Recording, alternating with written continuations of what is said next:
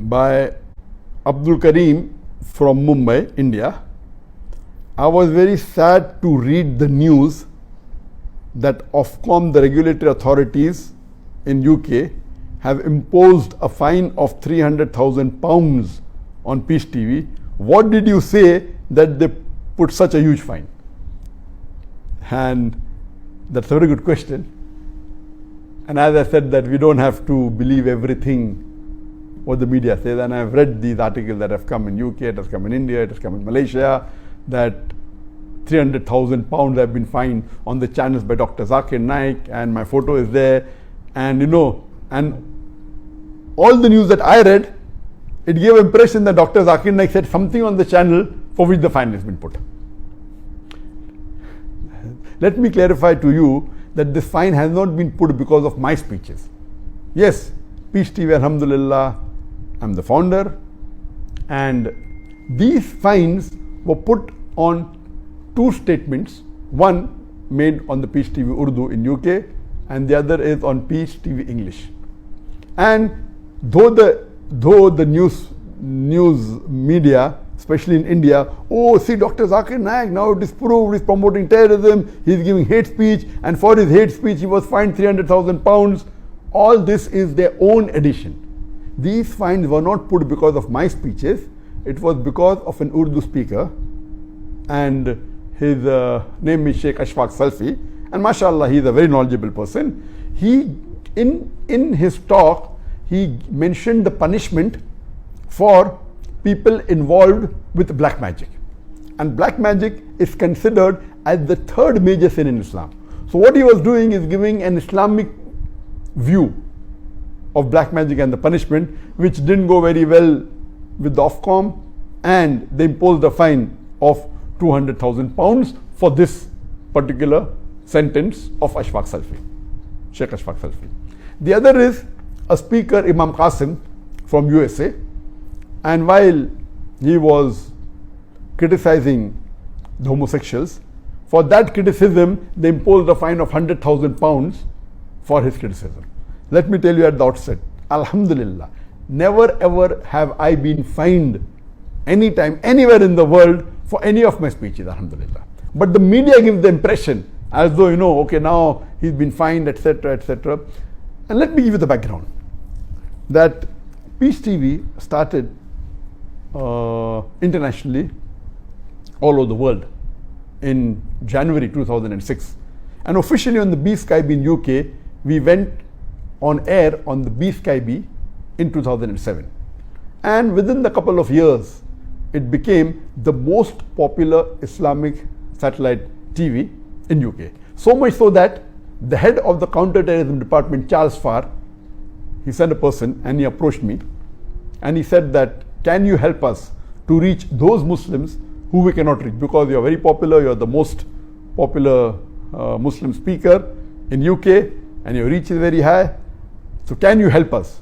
And I told them, yes, I know that there are some misunderstanding about Islam in the UK government, and I'm also aware that there is a misunderstanding amongst the Muslims also. And I told him, I'm willing to help you as long as you do not ask me to do anything against the Quran and the Sunnah, number one, and number two, I don't want your money. That was in 2009. But later on, next year, maybe after a few months, the government changed and the Labour lost and the Conservatives came to power in 2010. And the moment they came to power, at that time, the Home Secretary was Theresa May, who later on became the Prime Minister, and now she had to resign. She went out of the way to show that she was very strict, and she asked that who is the most famous speaker, Muslim speaker in UK, and my name popped up. Okay, fine. We have to prevent him, we have to stop him, we have to extradite him and, exclude him, and so on and so forth. So she made every effort, and I was supposed to give a series of lectures in UK, and she prevented me from coming in, and that's the story. So what we come to know here, that the people in the government servant were the same.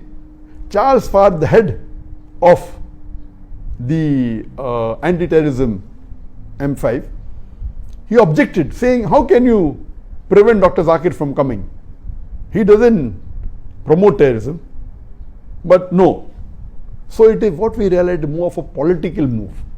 It wasn't because I was promoting terrorism.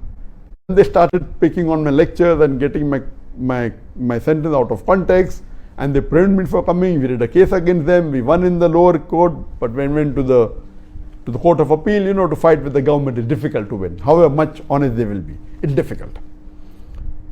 After that, since 2010, they have been trying the level best to stop Peace TV, and they have not left any stone unturned, the UK government.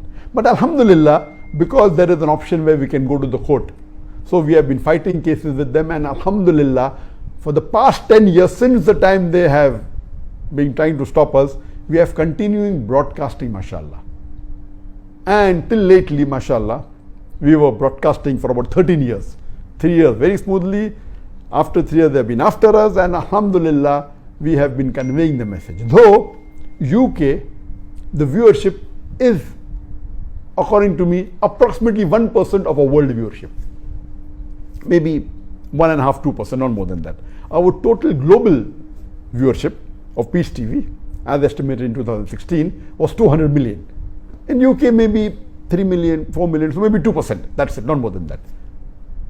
So, in terms of volume, it is a very small but we want to continue because it's a Western country. UK has its advantages, has its name, so we want to continue, and we did continue, mashallah. But in the last 10 years, they have been picking up on various of my speeches and trying to prove it is illegal, it's not correct. But Alhamdulillah, so far they have not been able to put a single fine on any of my speeches. We have used lawyers, we replied to them, but they were successful a few years earlier to take objection on one of the statement of Dr. Israr Ahmed.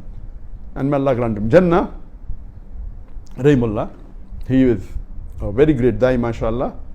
And they took objection on speech. And after that, they have been harassing us, but we have been continuing. As a person, we have to clarify our stand. And lately, about maybe 1.5 years back, or maybe 2 years, they took objection on 5 in one day. And these objections are not taken by the viewers. Previously, in the first 3 years, maybe once in a year we had objection by a viewer, we used to reply and there was no problem at all. But lately, they have been monitoring our channel and trying their best to pick out something which is, according to them, is against law. So about 2 years back, they picked up 5 of the speeches, part of the speeches objecting, out of which these 2 speeches they have put fine on. That was not immediately. They gave us and it wasn't a remark made by any viewer. It is by the authority themselves, they are monitoring. And one day they picked up 5 and they asked us and we replied, and out of these 5 or 6 what they objected to, 2 just a couple of weeks earlier, after about maybe 1.5, 2 years, they finally imposed a fine. And the highest fine they can impose is £250,000, which they have not done to any channel in the past. So initially on the Urdu speech of Sheikh Ashfaq Selfi, they imposed a fine of £250,000 and wrote a letter, then they reduced it to £200,000. Let me tell you the background. That because we were being harassed so much and our time was being wasted, our money was being wasted, we got legal advice from our lawyers that if we, instead of being on the Ofcom, we have a license for the Ofcom, 2 licenses, Peace TV English and Peace TV Urdu, if we give this license up and come through the Spanish license, the Ofcom regulatory will not be able to harass you.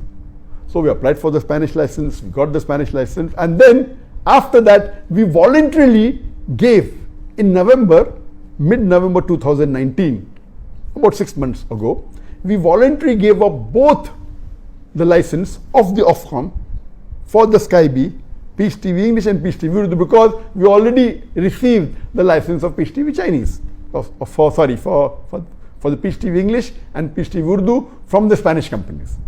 Now, because they're keeping a tap on us, they came to know that we have applied for Peace TV English and Urdu to Spanish companies. They used their contacts, and within a couple of weeks, they were able to take away our license. They could not take away our license of the UK because we were always fighting them in the court, but we did not know that they could request the Spanish country to Spanish government and laid allegations against us. So a Spanish license was cancelled. So we were absolutely we were in the dark. So we voluntarily gave our license up.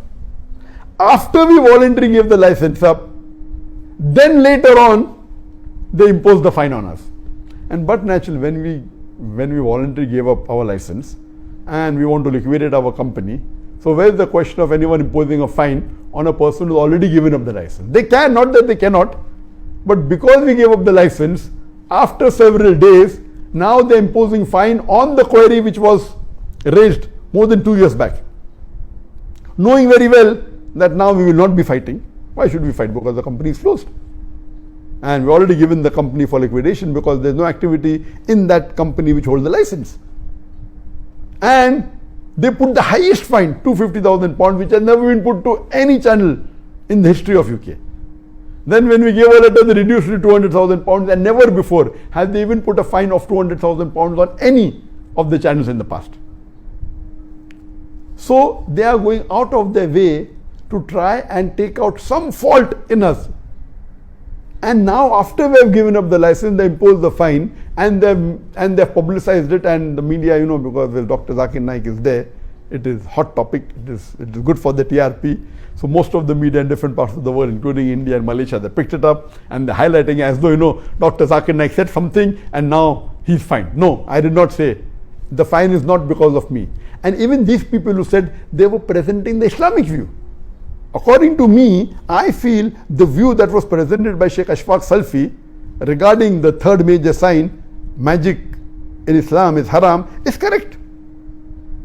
And I have decided today morning, and I've told my team to contact the legal team, and now inshallah we will challenge the fine of the UK government in the UK court. We'll have a judicial review. We'll challenge this fine, though it's not on me, it's on other speakers. If the company is liquidated, the company cannot pay, so we will not go in any financial loss, even if you don't challenge. And that's what they thought. But now I've decided, inshallah, we will see the legal options of challenging this fine in having a judicial review to see to it that they are not able to unnecessarily take it as a precedent. So this was the background. When we are in the field of dawah and when you get success, there's bound to be hurdles. The more successful you are, the more hurdle will you find. And a da'i should strive harder. And alhamdulillah, summa alhamdulillah, it's Allah's help, Allah's blessings, Allah's mercy, that mashallah, Allah's help is keeping on increasing much more than before. And inshallah, we'll continue doing a dawah, though we have now, in the last few months, our telecast in UK has stopped on the BSkyB. But the good news is that since Ramadan started, we have started going even on the social media. And I wasn't aware that the second largest public or third largest from any country, it is UK. And on the Facebook it said 3.5% from UK. With 1 million people came, 3.5%, mashallah, 35,000 people watching. It's good numbers, mashallah. So Allah has other ways, and this is much cheaper. So we will continue delivering the message of peace, and inshallah continuing telling the world, all over the world, inshallah, more than 200 countries, through satellites, through our social media, through Facebook, through YouTube, through Instagram, we'll deliver the message of peace so that people know what is the real message of Islam and what does this religion of peace want to convey to the world.